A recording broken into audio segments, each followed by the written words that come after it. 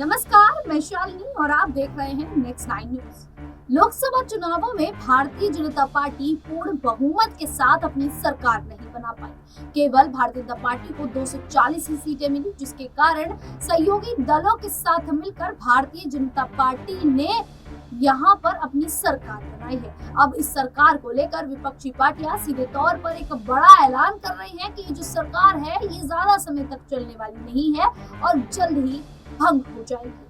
ऐसा क्यों कहा जा रहा है? आखिरकार विपक्षी पार्टियां इतने उम्मीद के साथ, यहाँ पर इतने दावे के साथ ये ताल कैसे ठोक सकती हैं कि सरकार भंग हो जाएगी? ऐसा इसलिए भी क्योंकि अब जो भारतीय जनता पार्टी के साथ, एनडीए के साथ जुड़े जो सहयोगी दल हैं, वो भारतीय जनता पार्टी की मुश्किलें बढ़ा रहे हैं। पहले अगर देखा गया तो चिराग पासवान, यहाँ पर स्मृति ईरानी राहुल गांधी की तारीफ करती हुई नजर आई। एक पॉडकास्ट में स्मृति ईरानी ये कहती हुई नजर आई कि राहुल गांधी जो है वो अब बेहतर राजनीति कर रहे हैं। तो सीधे तौर पर स्मृति ईरानी राहुल गांधी की तारीफ कर देती है। वही उसके बाद देखा गया कि चिराग पासवान ने भी राहुल गांधी की तारीफ कर दी। चिराग पासवान भी कहते हैं कि राहुल गांधी दूरदर्शी नेता है। तो आखिरकार भारतीय जनता पार्टी में जो नेता है तमाम, वो अब विपक्षी यानी कि यहाँ पर जो राहुल गांधी है कांग्रेस में, उनकी तारीफ करते हुए नजर आए। आखिरकार इसकी क्या वजह हो सकती है? स्मृति ईरानी को लेकर अगर बात की जाए तो स्मृति ईरानी ने बयान दिया कि जब अमेठी से उनकी हार हुई, उसके बाद जब उनका मजाक बनाया जा रहा था, मजाक उड़ाया जा रहा था, तो राहुल गांधी ने साफ तौर पर एक बयान दिया था कि हार जीत लगी रहती है। अब हार के कारण अगर किसी महिला का अपमान किया जाता है या किसी भी व्यक्ति का अपमान किया जाता है तो ये सही नहीं है और इस तरीके के बयान देना पूर्ण रूप से गलत है। राहुल गांधी का ये बयान काफी ज्यादा चर्चाओं में रहा था, जिसके बाद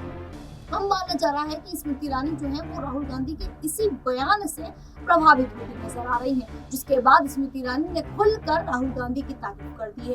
क्या स्मृति ईरानी कोई बड़े संकेत देने के प्रयास कर रही हैं? अमेठी से हार गई हैं, उसके बाद भी कहती है कि अमेठी से मेरी हार हुई है लेकिन मैं निराश नहीं हूँ क्योंकि मैं अमेठी की जनता से जुड़ी हुई हूँ। वहीं स्मृति ईरानी जो संकेत दे रही है जल्द ही भारतीय जनता पार्टी का साथ छोड़ेंगी, क्या जल्द ही कांग्रेस का दामन थामेंगी और इंडिया गठबंधन में शामिल हो जाएंगी? तमाम जो सवाल हैं अब खड़े होते इसलिए नजर आ रहे हैं कि स्मृति ईरानी ने खुलकर राहुल गांधी की तारीफ कर दी है। क्या इसको लेकर भारतीय जनता पार्टी कोई बड़ा एक्शन लेती हुई नजर आएगी? हालांकि अभी तक भारतीय जनता पार्टी की ओर से इसको लेकर कोई बयान सामने आया नहीं है, लेकिन क्या जल्द ही कोई बड़ा एक्शन लेती हुई भारतीय जनता पार्टी स्मृति ईरानी को लेकर नजर आएगी? स्मृति ईरानी के खिलाफ कोई बड़ा एक्शन होगा या फिर स्मृति ईरानी खुद यहाँ पर पलटी मारती हुई नजर आएंगे? फिलहाल आपको क्या लगता है? आप हमें कमेंट करके जरूर बताइएगा और इसी प्रकार की देश दुनिया से जुड़ी खबरों के लिए देखते रहिए नेक्स्ट 9 न्यूज।